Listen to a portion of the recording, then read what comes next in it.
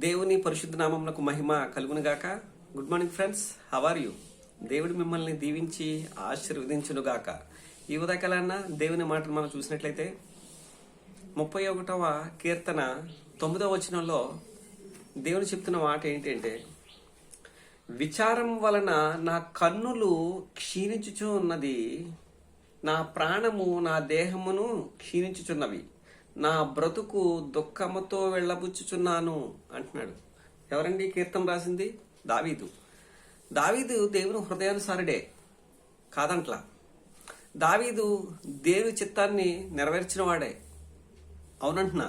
అయినప్పటికీ దావీదు చెప్తున్న మాట ఏంటి అంటే, నా బ్రతుకు దుఃఖంతో వెళ్ళబుచ్చుచున్నాను, నిట్టూర్పులు విడిచిచే నా దినములన్నీ గతించిపోతున్నాయి అంటున్నాడు. కారణం ఏంటి అంటే, కింద చెప్తాడు ఏంటంటే, నా దోషమును బట్టి, నా అపరాధమును బట్టి దేవుడు ఇశ్రాయేలు రాజ్యం మీద దావీదును రాజుగా చేసిన తర్వాత, రాజుగా స్థిరపడిన తర్వాత దావీదు చేసిన వ్యభిచారం బట్టి దావీదు దేవుని శిక్షకి లోనైనట్టుగా అప్పుడు దాకా కూడా ఎంతో ఆహ్లాదకరంగా, ఎంతో అద్భుతంగా దేవుడిచ్చిన విజయాలను అనుభవించిన దావీదు ఎప్పుడైతే పాపం చేశాడో, ఎప్పుడైతే కూనీ చేశాడో, బెచ్చబాను బట్టి యూరియాని చంపించాడో, ఆ చంపించిన పాపం దావీదు జీవితంలో మాయన మచ్చగా ఏర్పడింది.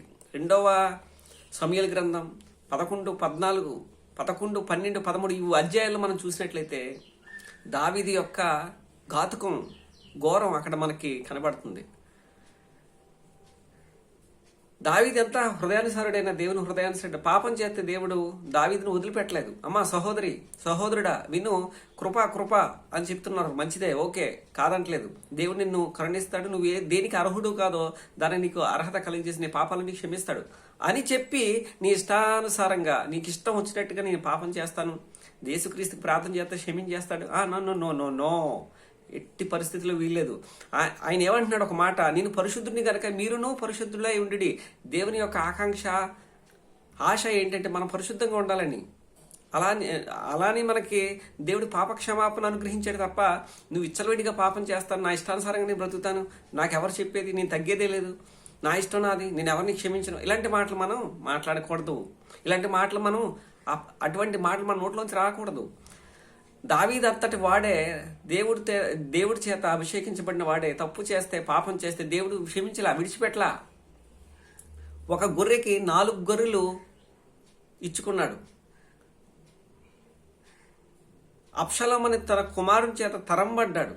ఏమ్మా, ఎంతగానో ఆ పాపం మొదలుకొని దావీదు చనిపోయేంత వరకు దావీదు జీవితంలో క్షేమం కానీ సుఖ సంతోషం కానీ లేకుండా పోయింది. కారణం ఏంటంటే పాపం.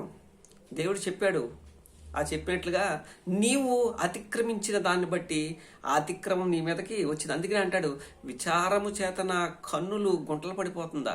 ఏంటంటే రాజుకి విచారం ఏంటండి? ఇశ్రాయేల్ రాజు కదండి ఆయన, అందులోకి దేవుని హృదయానుసారుడు కదండి. ఎందుకండి నిట్టూర్పులు అంటున్నాడు.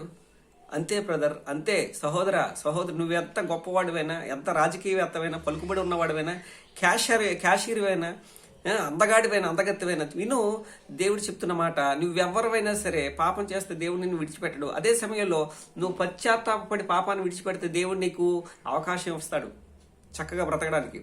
నువ్వు పాపం చేత క్షమించడు, కానీ పాపాన్ని ఒప్పుకొని పవిత్రంగా జీవిస్తే నిన్ను రక్షించడానికి, నిన్ను తన హక్కున చేర్చుకొని నిన్ను సంరక్షించగల దేవుడు.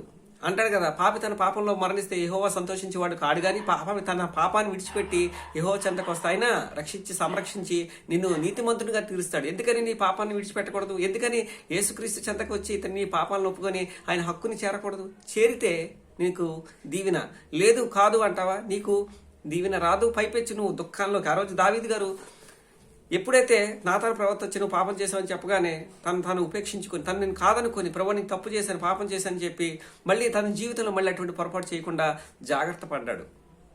మళ్ళీ ఎటువంటి దాని జోలికి వెళ్ళలేదు. అలాగే మన పశ్చాత్తాప హృదయం మళ్ళీ దాని జోలికి వెళ్లకుండా, ఒక చేసిన పాపాన్ని బట్టి శిక్ష అనిపిస్తున్నామేమో సహోదర నీకు ఈ కుటుంబంలో ఆర్థిక ఇబ్బందుల, అప్పుల సమస్యల, కుటుంబంలో నెమ్మది లేదా, ఇవన్నీ కూడా నువ్వు చేసిన పాపాన్ని బట్టి అయి ఉండొచ్చు. కానీ ఇప్పుడు దేవుడు చెప్తున్న దాసుని ద్వారా నీతో చెప్తున్న మాట ఏంటంటే, విను, ఆ ఏ పరిస్థితి ఎలా ఉన్నా నువ్వు దేవుని మీద ఆధారపడు, దేవుని రెక్కల చాటుకు వచ్చే, దేవుని అడుగు, విశ్వసించు, పాపాన్ని ఒప్పుకో, యేసుక్రీస్తుకి ప్రార్థించు, ఆయన నీకు జవాబిస్తాడు, నీకు సమాధానం ఇస్తాడు, నీకు ప్రతి అవసరతను, ప్రతి ఇబ్బంది నీకు తీర్చి తనని కుమార్తెగా కుమారునిగా చేసుకోవడానికి సిద్ధంగా ఉన్నాడు కనుక. ఎందుకని?